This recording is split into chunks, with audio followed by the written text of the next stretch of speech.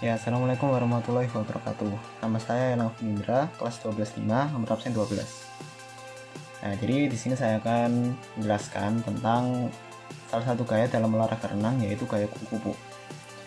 Nah, gaya kupu-kupu ini biasanya diidentifikasi dengan eh, gerakan yang seperti kupu-kupu. Jadi tangannya itu seperti kupu-kupu.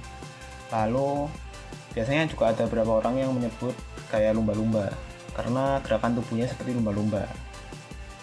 Nah, gaya kupu-kupu biasanya dianggap sebagai gaya yang paling indah dan juga yang paling sulit dari keempat gaya yang lain dalam olahraga renang. Nah,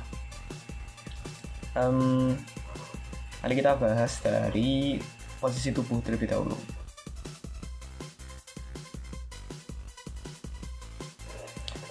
Posisi tubuh dalam gaya kupu-kupu itu tubuh harus selalu sejajar dengan air.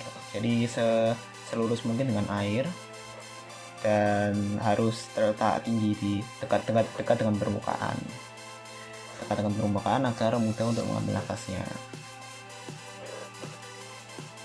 Ya, cara untuk tubuh agar lurus itu bisa dengan memposisikan kepala. Jadi kepala diposisikan 90 derajat dengan permukaan air. Jadi mata itu 90 derajat dengan permukaan air. Jadi mata itu jangan melihat ke depan, tapi melihat ke bawah ke dasar kolam,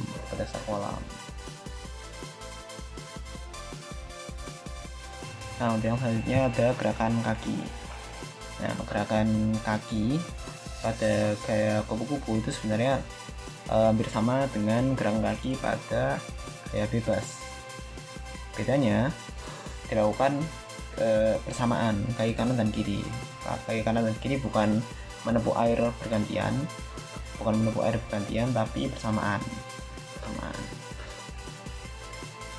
Nah, jadi caranya adalah pertama dengan kaki yang lurus, lutut ditekuk, lalu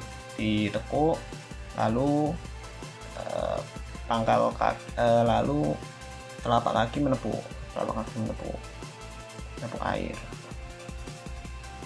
Nah, tendangan ini harus dilakukan dengan kuat, dan juga setelah tendangan ini nggak usah terlalu kaku tubuhnya. Jadi ketika menendang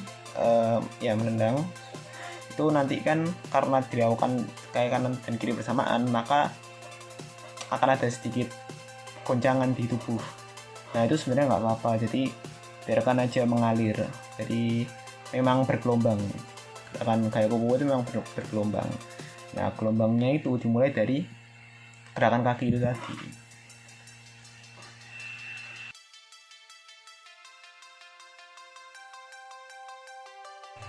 Lalu untuk yang selanjutnya ada gerakan tangan. Nah, gerakan tangan di kupu-kupu itu ya sama seperti bebas. Jadi mendorong tubuh di permukaan air, di bawah permukaan air. Lalu dari dorongan itu maka tubuh akan berangkat ke atas. Lalu pada saat tubuh terangkat ke atas, kepala berada di atas permukaan air, masa itu digunakan untuk mengambil nafas.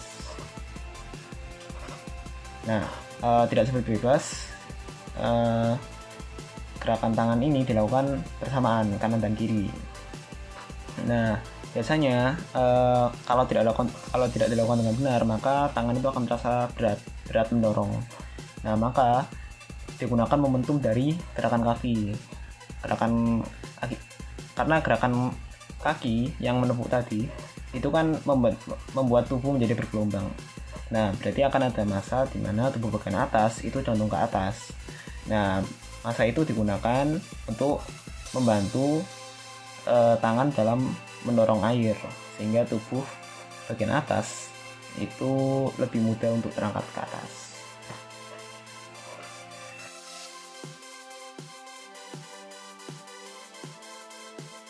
Nah, lalu yang terakhir ada koordinasi gerakan dan mengambil nafas. Jadi dalam gaya kupu-kupu, satu kali gerakan tangan itu dilakukan jadi satu putaran itu satu kali gerakan tangan dan 2 gerakan kaki. Jadi dimulai dari Dimulai dari gerakan kaki terlebih dahulu. Gerakan kaki menepuk sekali, lalu tangan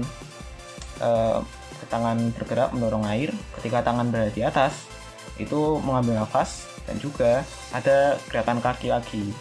Tapi gerakan kakinya itu cuman ya gerakan kaki tapi kecil, lemah aja untuk fungsinya untuk memposisikan tubuh.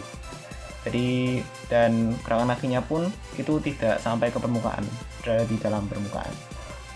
Itu. Lalu setelah itu tangan kembali ke air, mengambil nafas selesai, dan diulangi lagi. Ya, lalu sekian dari saya. Semoga bermanfaat. Mohon maaf bila ada salah kata. Wassalamualaikum warahmatullahi wabarakatuh.